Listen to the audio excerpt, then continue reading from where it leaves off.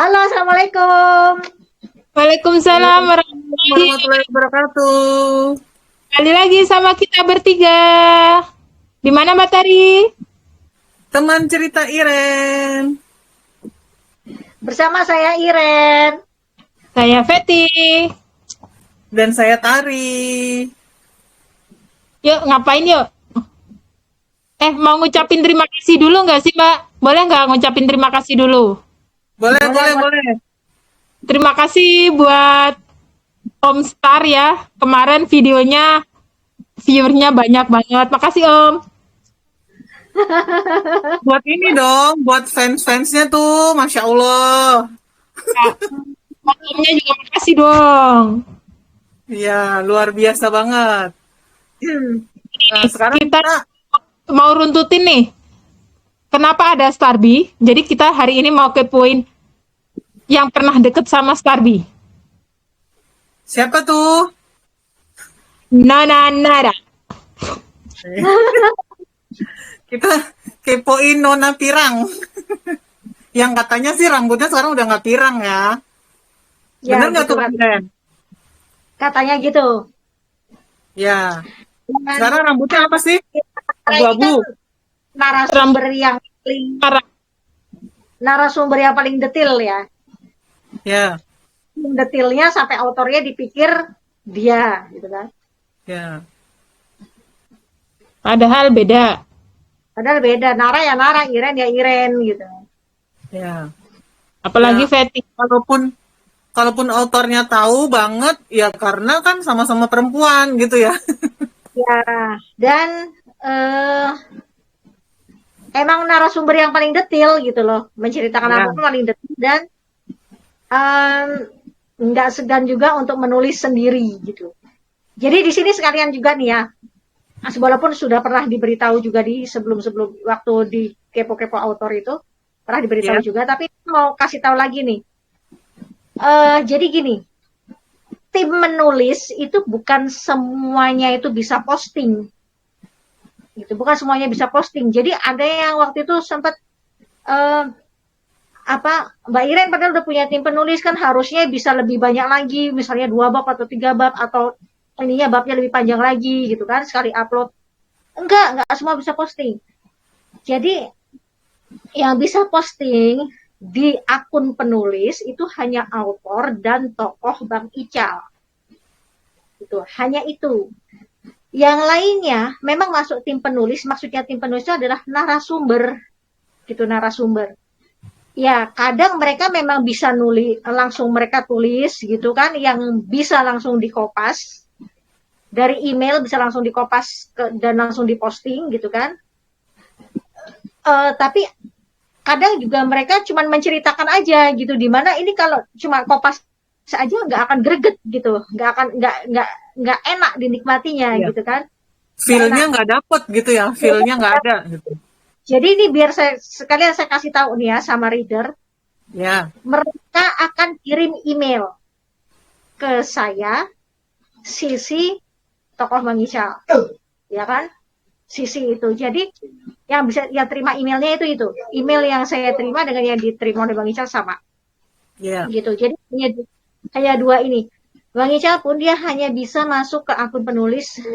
Dia masuk ke akun penulis lewat laptopnya. Gitu kan lewat laptopnya. Di handphonenya dia itu dia hanya baca menggunakan akunnya, Ya. akun pribadi gitu kan. Kalau di laptopnya baru dia masuknya ke akun penulis. Itu. Kenapa begitu? Karena hanya autor dan Bang Ical yang akan tahu bahwa oh nanti ceritanya ini akan dimasukkan di alur ini, nanti setelah yang ceritanya si ini barulah ceritanya si ini gitu loh. Ya. Gitu. ya, ya, Jadi ya. nggak semua bisa posting. Ini kan konfidensial ini akun penulis ini konfidensial, nggak semua bisa masuk situ. Betul. Lagi Tuh. pula kalau bisa juga nanti jadinya berantakan gitu kan. Itu jadinya berantakan. Ini untuk Eh, ini baik BPG maupun AUMT ya, sebenarnya sama gitu. Ya. Cuman kalau di AAUMT, kalau yang AAUMT yang narasumber AUMT nggak sisi Bang Ical, hanya itu aja. Karena apa? Karena memang nggak terlibat banyak di situ. Tidak maksudnya 0, sekian persen aja lah mungkin Bang Ical di AOMT gitu kan. Jadi dia nggak ikut di situ. Kalau ADPG ada, dia kan membersamai Nara.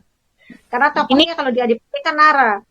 Kalau di AOMT kan tokoh keluarga Dewangga gitu loh. Dan di AOMT ini narasumbernya beda dengan ADPG. Mereka tuh akan cerita aja di mana nanti kalimat atau misalnya obrolan ataupun apa itu adalah bagaimana yang saat itu autor ingat lewat si narasumber ini gitu loh. Iya. Jadi kayak gini, Bang Benny cerita nih waktu di tempat Kakak Izar, dia begini dia cerita. Nah di situ tuh autornya tuh mikir, oh kayaknya nanti percakapannya kayaknya gini deh. Berarti percakapannya gini ya. Itu pun juga nanti akan di feedback lagi nih ke narasumbernya. Kira-kira kalau gue kasih percakapan kayak begini, ini mendekati benar nggak? Itu di AOMT tuh gitu. Kalau ADPG masih agak mending gitu. Autornya nggak perlu banyak feedback lagi ke narasumber. Tapi kalau AOMT gitu, karena di AOMT itu narasumbernya itu cuma nyeritain doang, sementara kalau cuma nyeritain gitu aja kan flat, datar gitu loh. Iya. Jadi autornya tuh harus bisa memperkirakan saat kondisi itu tuh apa ya, kira-kira dialognya. Nah itu pun dikasih lagi dulu ke narasumbernya, kira-kira dialognya kayak gini, cocok nggak? Gitu loh.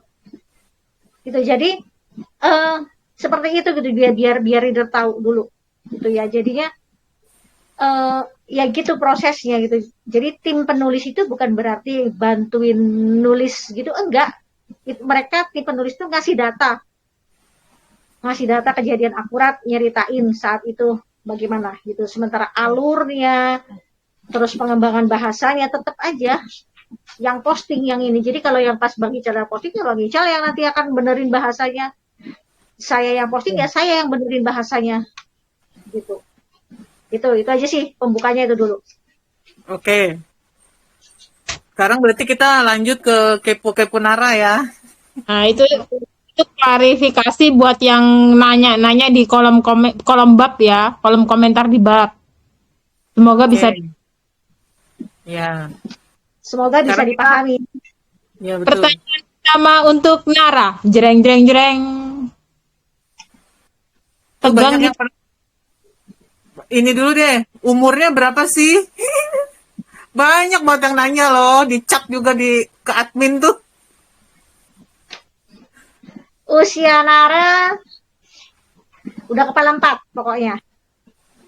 Tapi masih di bawah 45. Oke. Udah cukup. Bawah 45. Oke. Terus sama kayak Mbak Tari. Hampir sama kayak Mbak Tari. Aku nggak mau bilang sama kayak aku gitu kan, nanti dibilangnya iya kan orang itu gitu kan, hampir sama kayak Mbak Tari. Dong. Enggak. Aku masih 17 tahun. Anaknya yang 17 tahun. Aduh. Lanjut. Warna favorit Nara apa sih? Warna favorit. Siapa tahu ada yang mau ngasih gamis kan ke Nara. Warna favorit Nara. Warna favorit dia sebenarnya ini. Ini. Blue. Biru BCA.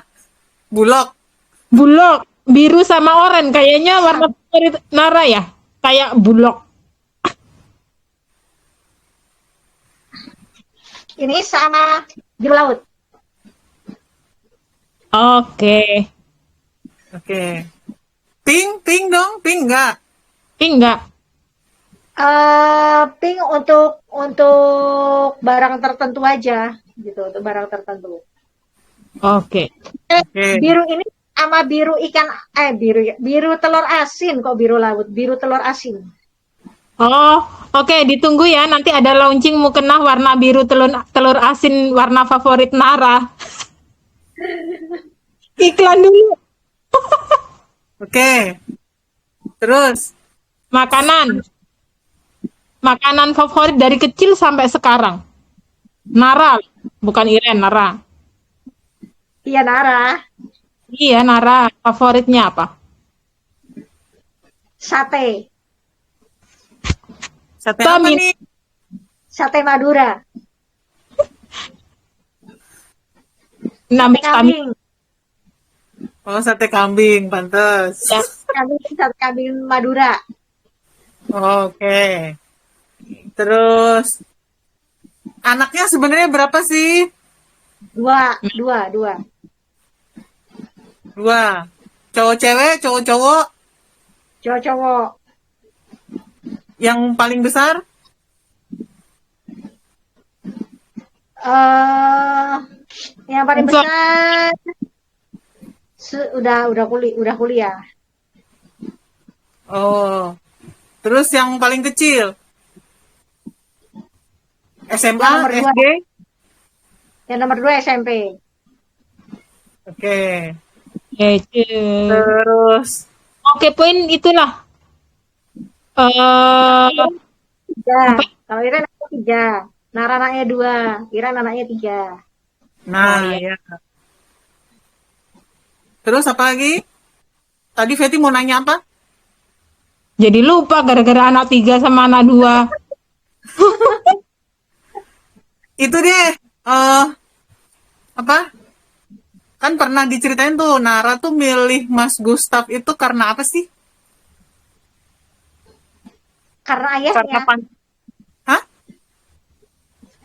karena ayahnya. Jadi ada satu itu yang spill tipis saja nih ya, spill tipis. Wih. Ada jadi ada satu Jadi ya. event ya, ada satu kegiatan mereka di mana mempertemukan. Jadi kegiatan kemanusiaan yang memang mempertemukan mereka gitu. Dan ya dari kegiatan itu seperti halnya misalnya gini nih, cat lover gitu, dia akan suka dengan sesama cat lover, atau artis dia akan suka dengan sesama artis. Nah ini mereka bergelut di bidang kemanusiaan. Nah ketika dia bilang, oh dengan sesama orang yang punya hati ke kemanusiaan, ya mungkin akhirnya dari situ ada rasa bedanya di situ. Dan ini Oke. kapan? Ini kapan ya? Nanti dia dipikir, lihat aja. Ya. Oke, misterinya dapat gitu ya. Ya, chemistry-nya dapat di situ. Itu yang Oke. pertama, Nara Gustaf. Tapi selebihnya adalah karena si Om Lui-nya juga yes, terus Bu Padminya juga yes gitu kan, ya itu. Alhamdulillah dapat restu nih intinya ya. Ya karena tipikal Nara dan tipikal Gus Nara itu, tipikal mereka berdua itu ya memang harus yes kedua belah pihak. Kalau enggak ya mundur. Oh, Jadi kalau lihat perjalanan hidupnya Nara, ya Nara nggak akan maju kalau misalnya di salah satu no gitu, Nara nggak akan maju. Jadi oke. kalau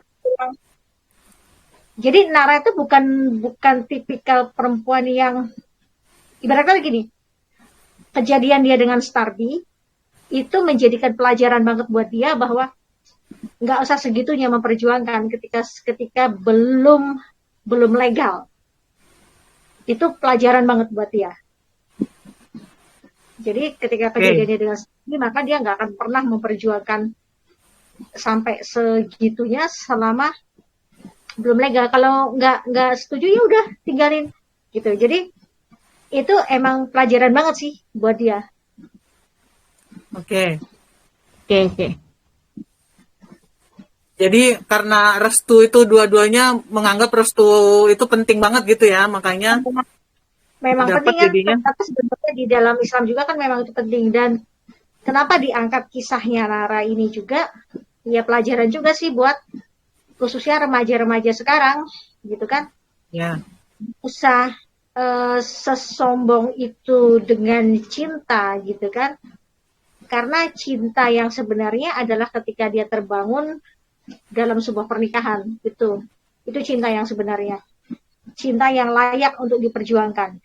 Kalau cinta yang baru mau memperjuangkan restu, nggak usah segitunya gitu. Itu sebenarnya kisah Nara disuguhkan itu adalah supaya gimana remaja putri itu bisa bersikap gitu kan. Calon-calon istri ini bisa bersikap gitu kan. Perempuan-perempuan single yang merencanakan akan menikah itu bisa bersikap. Kalau dari pihak laki-laki itu sudah nggak restu, udah lepasin. Yeah. Walaupun katanya wanita lebih banyak dari laki-laki jumlahnya, tapi tetap aja laki-laki kan nggak cuma satu. Ya. Yeah. Makanya ini kisahnya kan kisah Nara ya, bukan kisah melawan restu. Iya, bukan kisah melawan restu. Jadi, iya ini kisahnya kisah Nara.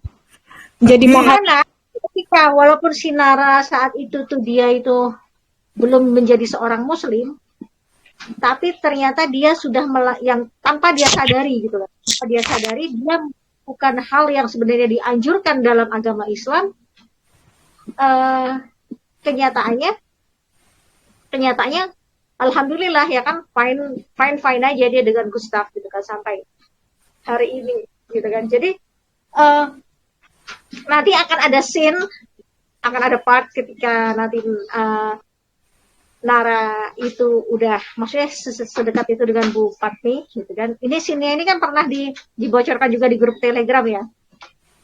Ketika Nara minta pendapat sama teman-temannya gitu kan. Menurut lo dia ganteng gak? Misalnya gitu kan. Terus katanya teman-temannya kan bilang, tanya lagi, nah lu cinta gak sama dia? Ntar dulu lah, gak usah ngomongin cinta, soalnya kalau ngomongin cinta tuh biasanya gak pernah sukses gitu. Artinya apa? Cinta ketika mau menikah itu yang dibutuhkan itu ternyata bukan cinta loh, tapi apa ya? Sesuatu yang bikin nyaman aja gitu, yang bikin nyaman aja ya, yang enak gitu kan. Selama ini kan yang digaungkan, yang dibutuhkan cinta. Nyatanya cinta bisa kandas kok, ya. Bisa membuat kandas, dan seorang suami bisa dengan entengnya, kita cerai aja karena saya udah gak ada cinta sama kamu. Ya, cintaku udah habis. Gitu kan, ada ya. Dengan entengnya gitu. Jadi cinta itu apa gitu? Kayak nggak jelas gitu jadinya kan. Jadi cintanya ada masa kadaluarsa. Ada iya. Jadi jenuhnya. Kalau yang aku tahu cinta itu ada kadar jenuhnya. Kalau udah jenuh ya udah. Ya. Ya makanya kalau buat Nara cinta itu nomor sekian gitu ya. Yang penting ganteng nomor 1 gitu ya. Kalau itu Nara dulu. Jadi karena dia bingung ya. Karena dia saat itu dia bukan muslim. Tapi dia tidak ibarat kata nggak seperti anak sekarang yang ngomong bucin gitu. Dia nggak bucin sebelum nikah gitu loh. Iya. Kalau udah nikah? Kalau udah nikah kan bucinnya berpahala. Oke, siap. Nah, kalau belum nikah nggak dapat apa-apa. Dosa. Yang makanya kan banyak saya juga baca tuh novel-novel. Saya nggak tahu ya ini yang menulis itu mindset sekuler kah, mindset liberal kah, atau memang mindset yang seperti bagaimana. Barusan saya baca di sebuah novel, saya nggak ngomong, tapi ya memang di visual saya nggak mau sebut judulnya, tapi barusan saya baca di mana di situ dia menceritakan seorang perempuan ini yang begitu memperjuangkan pada waktu masih masa pacaran pranikah ya kan, pranikah sampai ngebiayain keluarganya gitu kan, terus udah gitu membangun usahanya, ngebiayain kuliah adiknya si cowok ini gitu, dan sampai pas ketika diambang mereka mau menikah, ini ceritanya, tapi ini real, ada juga sih di dunia nyatanya juga ada ternyata sebenarnya ya. Pas mau menikah ternyata batal, kandas, ditinggal nikah sama perempuan lain. Ya. Ya sekarang gini, Kalau udah jadi istri nih, se-effort itu dengan suaminya ada nilai pahala. Ini kalau belum jadi istri, maksudnya kenapa diangkat cerita Nara supaya jangan banyak perempuan bodoh gitu loh. Ya, ya. Oke. Ngomong-ngomong menikah nih, usia pernikahan Nara Gustaf berapa tahun sekarang? Nah, Kira-kira, nggak usah detail.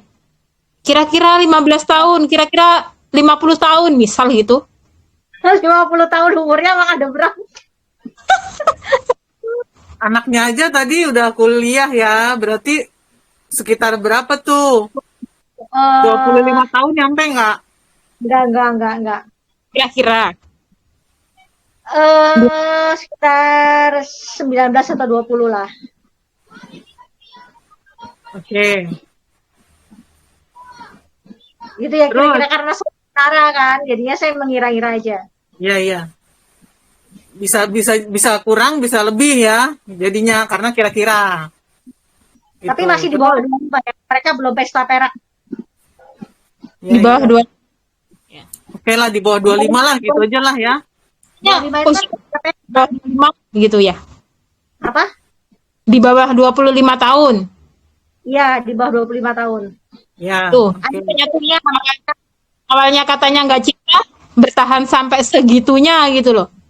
Iya, yang bukan karena yang membangun pernikahan bukan diutamakan cinta gitu loh.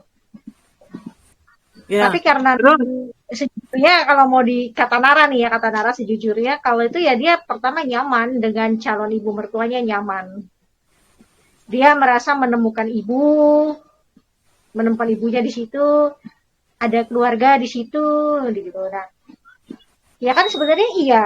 Kalau menikah itu kan bukan hanya antara laki-laki dengan perempuan itu, bukan tentang dua orang, tapi tentang dua keluarga. Oke. Gitu. Jadi dua-dua harus yes.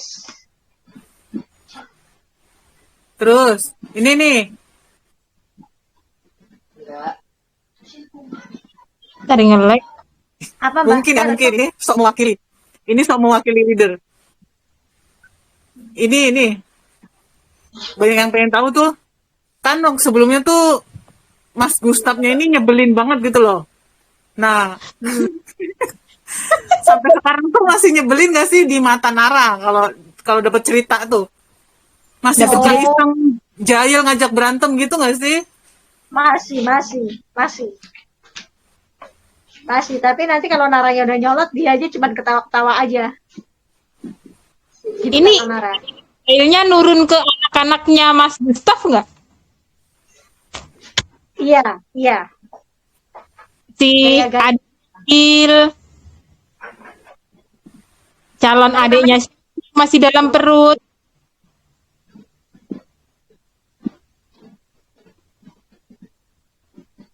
Kepada ngeliat. Enggak ngelek kok. Enggak nungguin Kak Iren ngomong. Iya. Ulang lagi ya. Apa yang diulang? Itu Iya, tadi gayanya paling terutama nurun yang ke siapa? Paling nurun is jahil. Jahilnya ke Syabil atau Syabil? yang kecil. Tapi kalau lucunya yang gede. Iya. Kocaknya. Maksudnya yang emang seneng, maksudnya suka melontarkan apa joke-joke, kata-kata joke-joke lucu itu. Celetukan gitu ya. Celetukannya. Kalau yang aku pernah tahu gini. Tujuannya itu pokoknya bisa bikin maminya ketawa. Dalam hidupnya yang tahu banget ya. Sok tahu banget. Sok tahu lagi. Emang harus padahal nanti ujung-ujungnya kadang suka bukan ketawa tapi malah nyolot iya, malah kesel iya gitu kan. Kalau ada doa nih, lanjutannya Feti sok taunya belum selesai nih. Lanjutannya gini. Ya semoga nggak suka marah-marah sampai surga. Makanya kenyataannya pengakuan dari narasumber Ya tetap aja suka marah-marah, tapi tiga pejantan di sekeliling Nara itu seolah seperti kayak kalau nggak dengar si Nara nyolot atau Nara marah tuh kayak nggak, kayak apa ya, kayak berasa sepi gitu loh. Kayak ada yang kurang gitu ya. Ya, Oh, berarti ini ya, memang kayaknya disuruh bikin Nara itu emosi. dan itu sebenarnya meluapkan apa ya, jadi mungkin ini yang membuat selama ini rumah tangga mereka itu hangat gitu kan, karena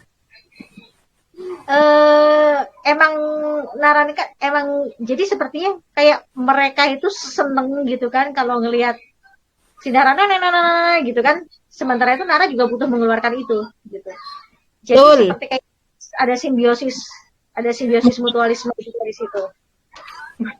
Berarti emang dipancing buat mengeluarkan Iyalah. Untuk mengeluarkan kata-kata itu. ya. Oke.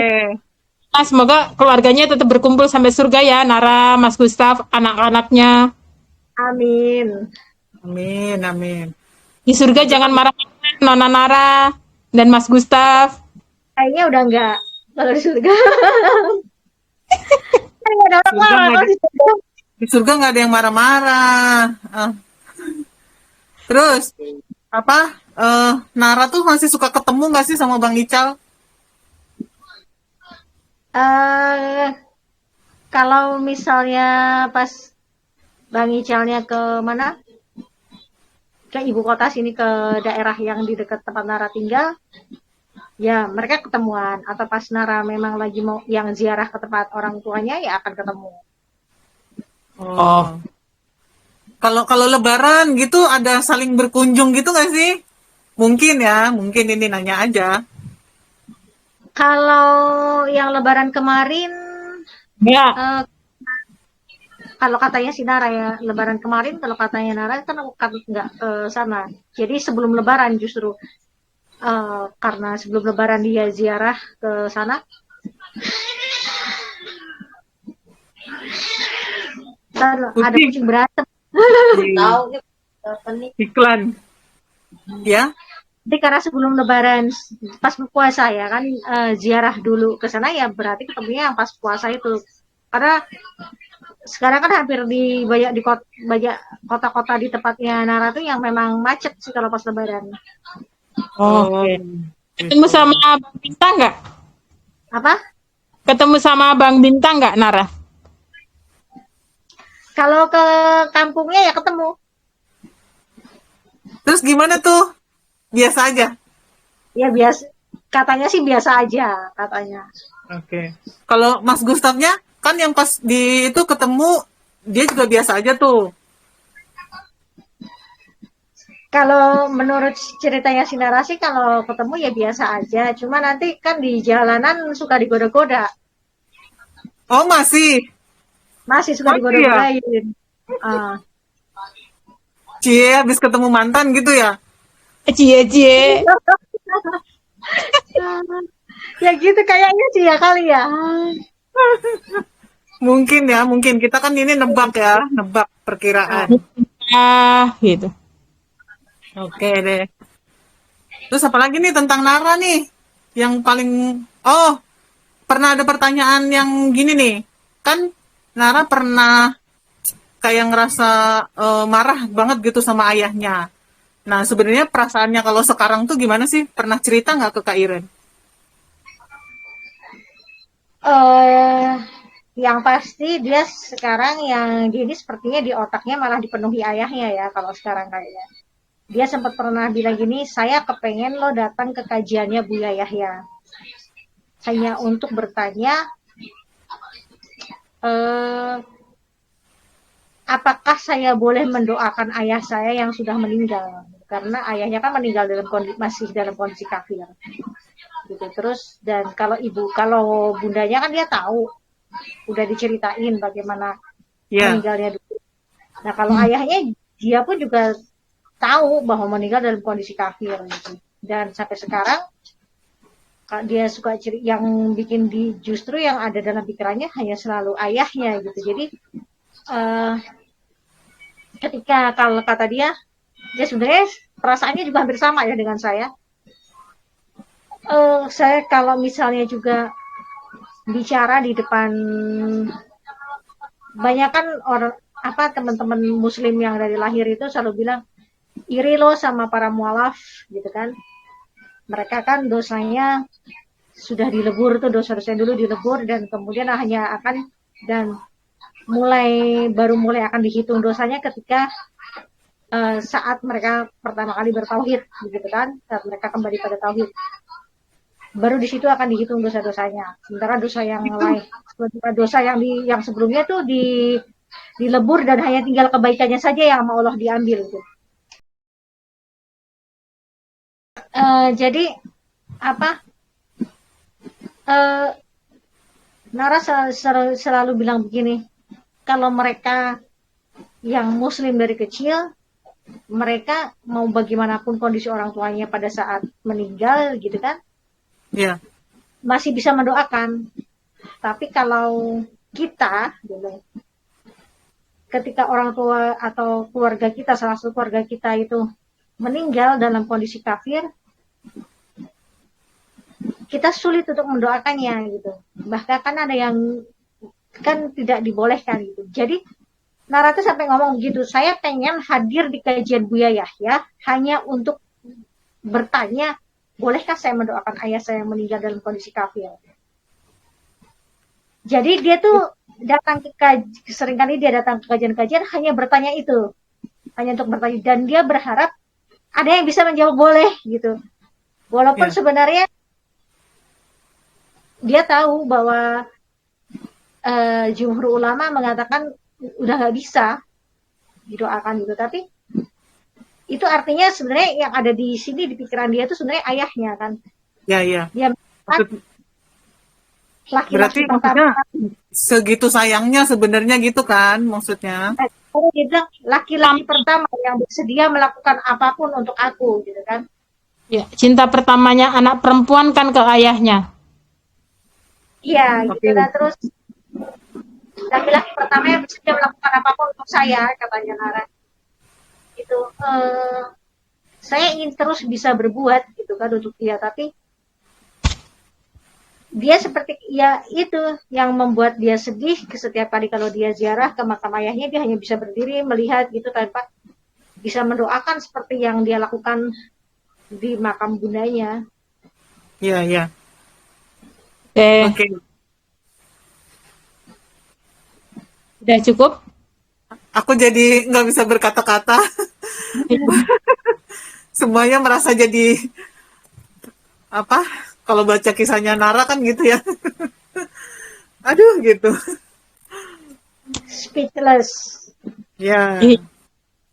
Oke, berarti kan mudah-mudahan yang kepo banget soal itu kejawab lah ini ya di sini ya, bahwa nggak ada dendam kok Nara ke ayahnya gitu. Cinta pertama. Nggak ada. Dari sejak dia sebenarnya sejak dia udah memetik pelajarannya, dia udah mengambil pelajarannya dari sejak dia mengantar Kak Hanum dengan Davon. Oh iya. Mengantar Kak Hanum ke rumah sakit yang waktu itu. Iya, ingat.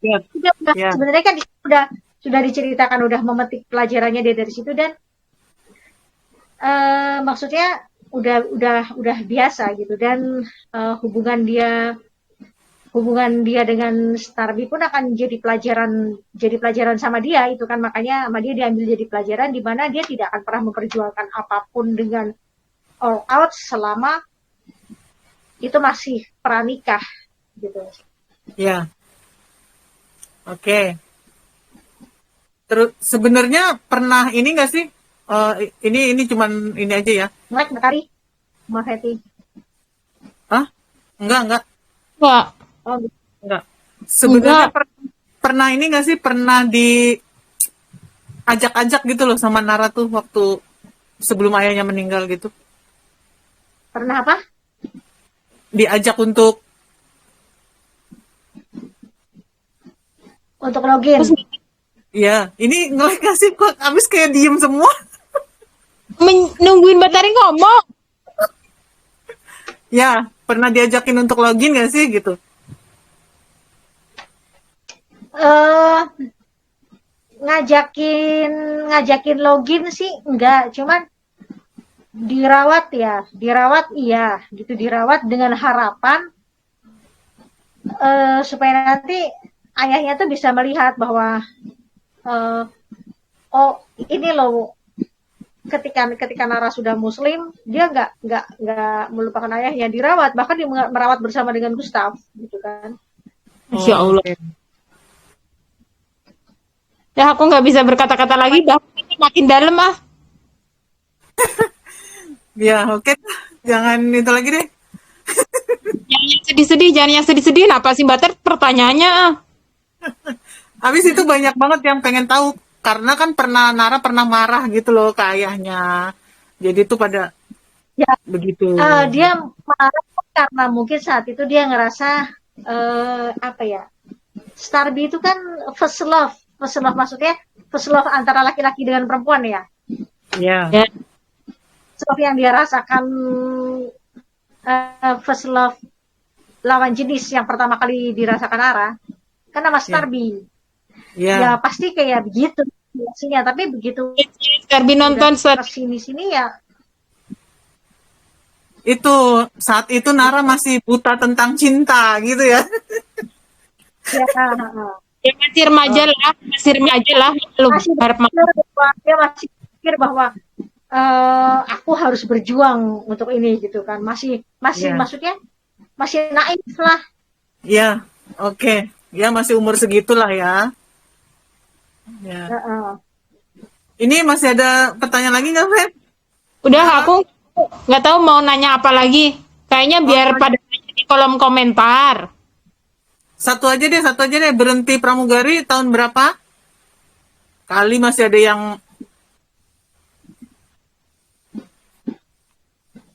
tahun berapa? Berhenti jadi pramugari.